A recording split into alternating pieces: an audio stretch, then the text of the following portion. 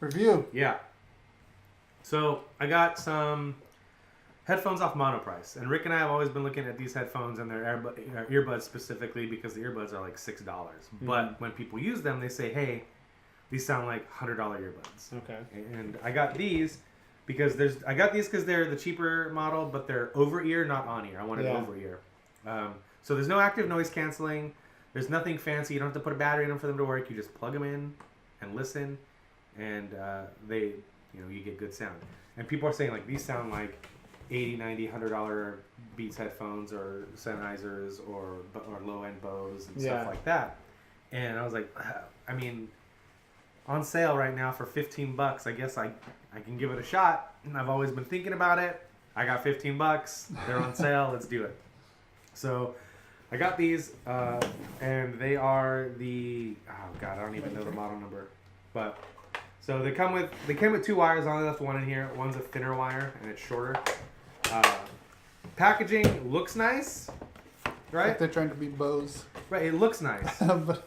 And for the most part, that's what's expensive about headphones is like super thick cardboard and the hard plastic. Yeah. This is very thin, almost paper-like cardboard, and super thin, obnoxious sounding like a pie plastic. box. Yeah. Maybe even thinner than a pie box. Box. So you're not wasting money on packaging, but it looks nice. The headphones are completely over ear. I got a big head, so I have to pull this out all the way. And the thing that really sold me is that the cable's detachable. It's got an inline microphone, which I would never really use. But the cable itself, I don't know if is visible, is nice. It's got a thick gauge to it, so it doesn't feel like it's going to break or anything like that. I was just testing it out. It feels like it won't even get tangled either. Would you like to feel it, Bryce? All right, let me feel your cable. But yeah, and they're comfortable. They're big enough. They go over my ears. I got a big head and big ears. If you'd like to try them on, Bryce. So tell me, just because I haven't heard you talk about this. So what scenario are you using these for? Because I'm with you. I don't like things in my ear, but it's like I don't want to travel with something like this. Right. This is not traveling stuff. Okay. This was specifically for when we come here to watch trailers. I need a pair of headphones. Gotcha. I don't want to carry my big Sony headphones. My headset for the PlayStation. When I'm watching something on my Kindle or on my laptop. I'm just saying hi to Connor. Interrupting Rick. Okay. Sorry. When I'm watching something on my Kindle or my laptop, the Bluetooth on the Kindle is not great, so there's lag, so I can't watch wrestling with the Bluetooth headphones because it's the bump and then the sound, and that's obnoxious. And I didn't have a good set of earbuds, and besides, if I'm going to watch something that's like 3 hours long, I don't want earbuds in my ear. I can't stand it. So I watched a bunch of YouTube videos for about 2 hours with these on, and the only thing that ever got uncomfortable is I felt like this started to weigh down on my head. Mm-hmm. But it was 2 hours, and I very rarely am going to wear something that long. Right. NXT is only an hour. You know, stuff on the network that I watch is only about an hour, maybe 2 hours tops. If I watch an old pay-per-view, that's something I haven't quite done yet. I listened to all of Eminem's new album that came out yesterday on these. They have good bass sound. Did they make the album sound better? No. No. I have a whole review of that too if we want to get into that. But yeah. So I got these because we'd been talking about needing new headphones, and Rick was looking for a different headphone solution. He wants something that he can use for everything. I have a very specific use case, and I can't justify spending $100, $150 on headphones for a very specific use case scenario. Yeah. So I went with these, and they're the hi-fi DJ style over-ear headphones. I'm not sure the model number. It might be on here. Nope. It's like 8323 or 8223, something like that. Oh, right there. Boom. 8323. Yeah. You're right. But yeah, they're really good headphones. $15. I think Monoprice still has them on sale. You should pick them up if you need an over-ear headphone solution. Normally they cost what? 20. 20. Yeah, they're not that much. You lay down with them? How does that feel? That is, they tend to slide. Right. So I just tighten it a little bit, and that's fine. Okay. But yeah, they're comfortable, and they're. It's not bad for the price. No, not at all. And My only gripe with the sound is that at first I thought like the highs were sounding tinny, and I was like, no, it's not a tinny sound. It don't, because they don't sound hollow, but the highs sound really crisp. Like there's a really good high end driver in there. Okay. And the bass hits nice. It doesn't rattle. It doesn't shake your head or anything like that. But it's got a good clean sound. The mids is what Rick was hearing when you were walking in. Yeah. The mids are a little muddy, but I'm not really listening to music that's gonna be in that range, you know. These aren't supposed to be your audiophile headphones, anyways. Right. You wanted a solution, something that worked. And these definitely do sound like any $80 to $100 headphones I've put on at a Best Buy to check out sound or anything like that. But yeah, they're super worth the price. And I mean, fuck yeah! Like, you can't complain for that price. They're not uncomfortable. When you put them on me, they actually felt like really nice. Yeah, they hug you. They hug your ears. They hug your ears just enough. Yeah. And you said there's no active noise canceling, but it did block out a lot when you're playing music. Yeah, and I usually do my test. I always do hip hop that's got hard bass, and then I always do rock that has heavy guitar sound. And then my last test I didn't get to do because we wanted to start right away. So when you walked in, I just like shut it all down. Yeah. But the last test I do is I find something that's bass heavy for vocals. So what I do is I put on something by Frank Sinatra or something by Dean Martin or Bing Crosby that has a lower end vocal sound to see how that stands up. Robert Goulet. Yeah, because some of that stuff gets lost because when people make headphones, they focus too much on the music and not enough of the vocals. And that's where that mid-range comes in. And yes, it sounds a little muddy, but it sounds better than any $50 pair of Skull Candy headphones I've ever put on. Yeah, I know they're just so Wicked Audio headphones, which are kind of garbage that everybody's all into right now because they're super cheap. But Wait, which ones? Wicked Audio. I haven't heard of that one. They're terrible. I wouldn't bother then. But yeah, I really dig them, and I find like I said, I wanted to give them a good listen and get a really good vibe of how they sound. So I listened to an entire album yesterday. That is, the music on that album ranges from bass heavy to a lot of bass and snare, and there's some mid-range stuff in there too. That was like one of the most perfect albums to test it. The new Eminem album. Mm-hmm. Just unfortunately, the new Eminem album was very disappointing. Mm-hmm. Have you heard it? I've heard part of it. I haven't heard all of it.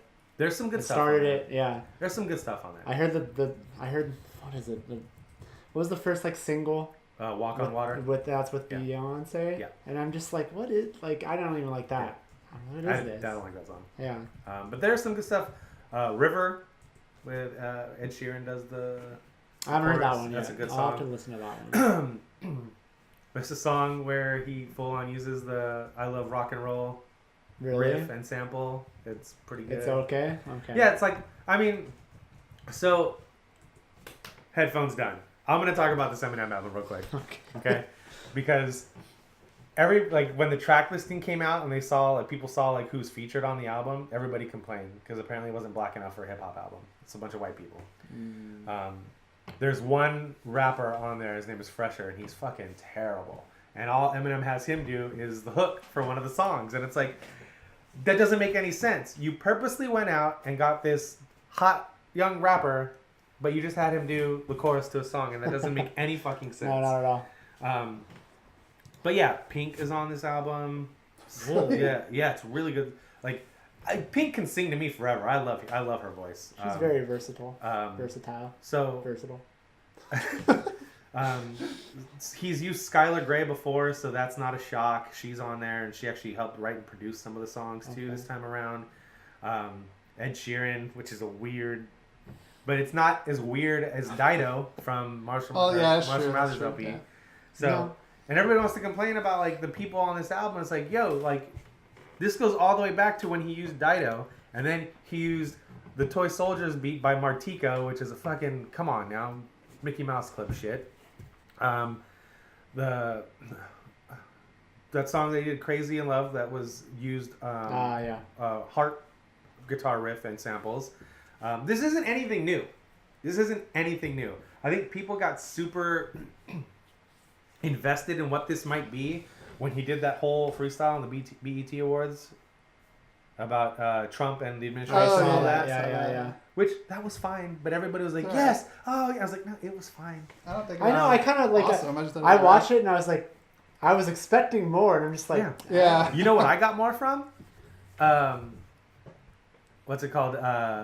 Reverend Run and his kids and Ice Cube and his kids. Did you see that one? I didn't see that. Oh, that shit's good. Okay. Fuck, now I need to. But see I got that. more of that. Anyway, so like, I didn't go out there and get super hyped on this album based on that thing on the BET Awards because you'd be stupid to do that because that was a standalone thing. But apparently people are stupid. And again, that was fine. And like, yeah, okay, you're just saying everything that everybody's already saying. Cool. You don't. It's like it's like on the Little Dicky album when Hannibal Buress is like, I'm tired of hearing about money. You don't have a fresh take on money. I have money. I ain't never had no money. I never thought I'd have this much money. I lost them. You don't have a fresh take on having money, so stop it. And I felt the same way with them. I was like, you don't have a fresh take on what's going on in politics, so stop it. Yeah. You don't. And that's how I felt when I heard that. So, but yeah, the album, there's some good stuff on there. Like, there's some stuff that I really like. But then a song that's getting a lot of backlash is called Untouchable. And that's actually not, like, people were judging it off, like, a 10-second clip that came out. And it's like, you listen to the album. I hate when people You do that. judged it off a track. Number one, you judged it off a track listing, which, what the fuck? Yeah. Like, you have no idea what any of these songs are about. You just got some names and some people that are featured on some of the songs. Yeah. You judged it on that. You're 10 seconds of another song, and you didn't like that. And that song is actually pretty good. And there's like the song with Pink. The only problem I have with that song is she sings for 2.5 minutes, and it sounds great because I love Pink's voice. And then Eminem comes in and raps for like a minute. It's like, how is this a fucking Eminem song? Like, get out of here with this Seriously. shit. There's another song where I think it's Skylar Grey that sings, and again, she's got a great voice. She sings for like a minute and a half before he actually comes in and says anything on the song. Yeah. And it's just like, then there's songs where he's trying to rap like the fucking bullshit that's out there now, and it's like, don't do that. This is why Eminem will never be the greatest rapper of all time, because he always gets sucked into this bullshit. He got sucked into it when Drake and Lil Wayne were like the hottest things on the planet, and he tried to make records that sounded like theirs. And yeah, you did their style better than them, but all you did was just sound less shitty because their style is shitty. Yeah. Just be you. And that's the problem. Like, I know like the guy wasn't around long enough to see changes in hip hop, but like Tupac would have never done that. He would have just rapped like him. Dr. Dre's never done that. He just raps like him. Snoop Dogg just raps like Snoop Dogg. Like, Biggie always just rapped like Biggie. He never would have got sucked into this nursery rap. I call it nursery rhyme rap because it's like it's a very specific cadence. It's like like every song sounds the fucking same, and I can't stand it. And he does that on 2 or 3 of the songs on this album. It's like, yeah, you do it better than all these guys, but you're just a nicer looking turd. That's all you are. So stop it. But there's some good stuff on it. It's very disappointing. It's sad that I was more impressed with Jaden Smith's album than Eminem's album this year. That is sad. Jaden Smith's album is not bad at all. It's interesting. I walked out. I took the headphones off after listening to that, and I was like, you know what? I thought this was going to be fucking terrible, and it wasn't. And then somebody asked me, was it good? I go, it wasn't terrible, and I expected it to be god-awful. You don't want to commit. I'm not going to say it was good, but it wasn't bad. Yeah, I didn't throw my headphones off in disgust, but there's some songs in this album where I'm like, fuck you, Eminem. Why would you do that? So, yeah. I think we got to get together and do another Music topic. Or you and Bryce get together and do a music topic. Yeah, we can, for sure. But yeah, so it's fine. Like, it's just like it this year for me. Like, it's fine. Was it good? It's fine. Boy, is it bad? There's some bad, but it's fine. Yeah. So it was very disappointing. I was disappointed in what I've heard. I'll listen to the rest, but I was kind of bummed out. And you'll walk, like, especially after Recovery, which was very, very good. I really like that. Recovery was really good. And then Marshall Mathers LP2 wasn't as good as Recovery, but it was still pretty good. And this one is like, he's getting stuck in that fucking cycle again of, well, these mumble mouth kids, or the littles, as Joe Budden likes to call them, because everybody's little Lil Uzi Vert and Lil Yachty and Yeah. Lil Pump and like all. So Joe Budden just- calls them the Littles. It cracks me up. That's funny. He just needs to be him, be himself. Yeah. After when I said that earlier, I cracked her up because she started thinking of Tommy Wiseau. It's like, live your life. Like that's like, just be you. But yeah, like that's just like stop imitating people. Like just fucking, that's terrible. That is disappointing. God, even Jay-Z's never got caught up into that shit. No, he really hasn't. I'm not a huge fan of Jay-Z. I'm not either. But I will say maybe that's why I think he's boring. Yeah, and he is, for the most part, he's boring because everything comes off as monotone. Yeah. But like, he's never got caught up in trying to sound like Drake or Lil Wayne or any of the other hot rappers that are out there right now. He's always just done what he does. So like, yeah, it's just one of those things. Like, man, I guess Eminem never will be considered the greatest rapper. It's kind of sad, because I almost would expect different from Eminem to be like, fuck everybody else. Yeah. I'm gonna do what brought me here. Yep. You know, but he doesn't do that. Nope. Every time. Yeah. Every time, man. But yeah, I guess that's it for headphones and music for now, Rick. I had to talk about